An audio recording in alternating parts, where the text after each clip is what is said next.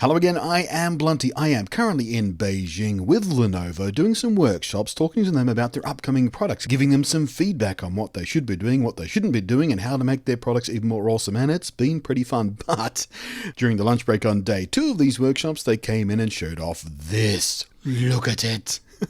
I'm in love with it. Designed and prototyped over a period of 2 years, Lenovo's Starship Enterprise PC, and yes, it is officially licensed and everything, is one upcoming flagship PC, if you will. Flagship, get it? Enterprise? Come on.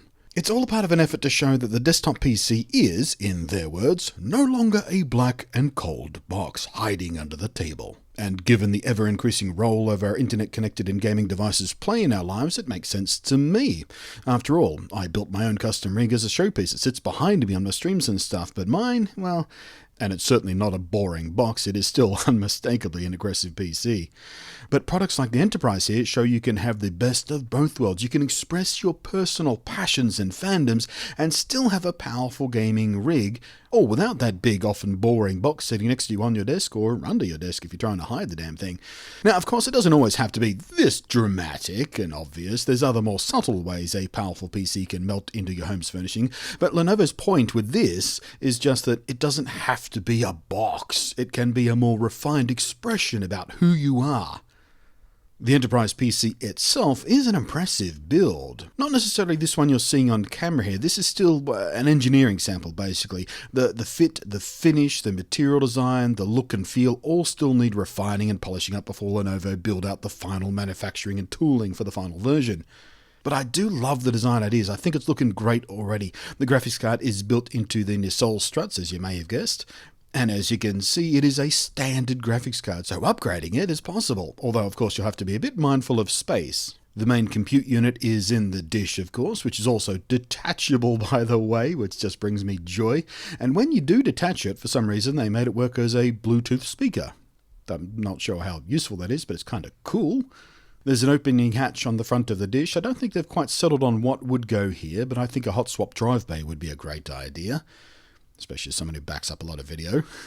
The display strut houses the power supply unit, and all the I/O is routed down through this to the rear of the stand. So all your cables are kept out of the way. They're not dangling off the back of the nacelles or the dish or anything like that.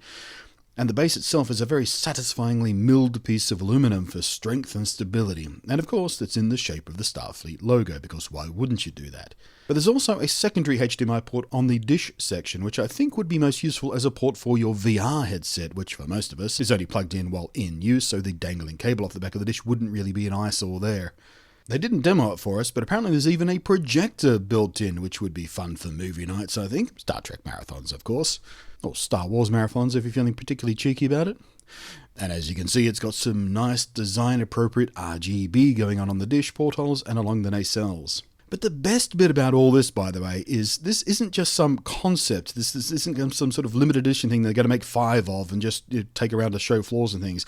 This is an officially licensed product they will be putting on retail shelves sometime next year. I'm not sure what they'll be asking for it, but it's safe to say you'll probably be paying a bit of a premium for such a unique and spectacular product. I know I quite enthusiastically want one, and maybe if I'm very, very lucky, my Lenovo sponsorship will be continued by the time this launches next year, and I can beg and grovel the glorious corporate overlords for one.